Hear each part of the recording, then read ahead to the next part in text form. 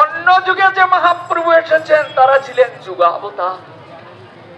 আজ যে মহাপ্রভু এসেছেন তিনি হলেন স্বয়ং ভগবান।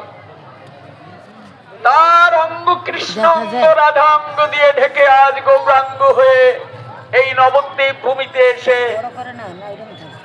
যত যুগের যত পরিকর তাদের যত প্রকার কোন প্রকার তাদের জীবনে যদি কোনো ভগবানকে পাওয়ার প্রতিবন্ধকতা থাকে সেটিকে শোধন করবার জন্য সব নামিয়ে নিয়ে এসে তিনি হরিনাম সংকীর্তন আরম্ভ করেছেন এই নদিয়ার মাঝে এই মধুর নবদ্বীপ।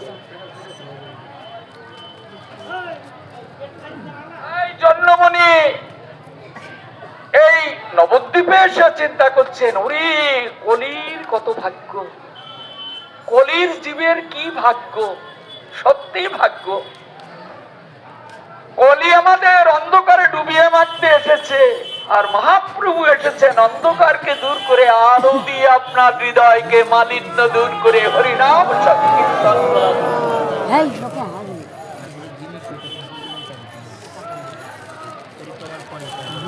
অন্য কলি হইতে কলিযুগ ধন্য, যাতে অবতীর্ণ প্রভু শ্রীকৃষ্ণ চৈতন্য।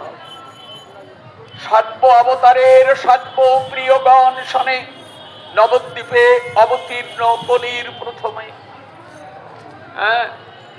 কলির প্রথমে এই নবদ্বীপে অবতীর্ণ হচ্ছেন তিনি সমস্ত যুগের সমস্ত পরিকর নিয়ে।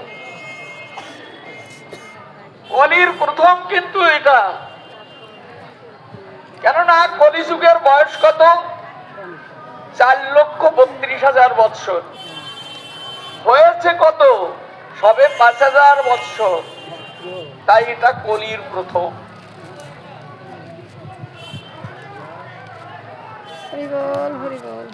হইব ধরিব সে গৌর বর্ণ উপমার পার। আমি শাস্ত্র মতে যেটা জানলাম তাতে তিনি গৌর বর্ণ রূপ ধারণ করে এই নবদ্বীপে বিহার করবেন। হইব শ্রীঅঙ্গের মহিমা চমৎকার। নবদ্বীপে করিবেন অদ্ভুত বিলাস।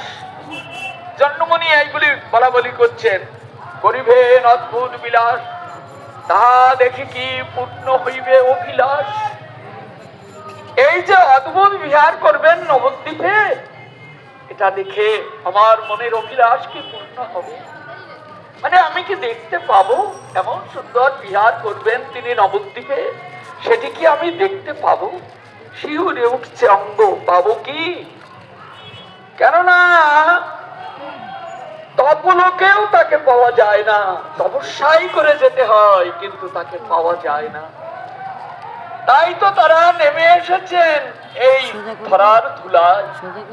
এইখানে তিনি আসবেন, শাস্ত্র প্রমাণ করে রেখেছেন তিনি আসবেন। শাস্ত্র বাক্য কখনো মিথ্যা নয়, বেদ পুরাণ স্মৃতি শ্রুতি কখনো মিথ্যা নয়।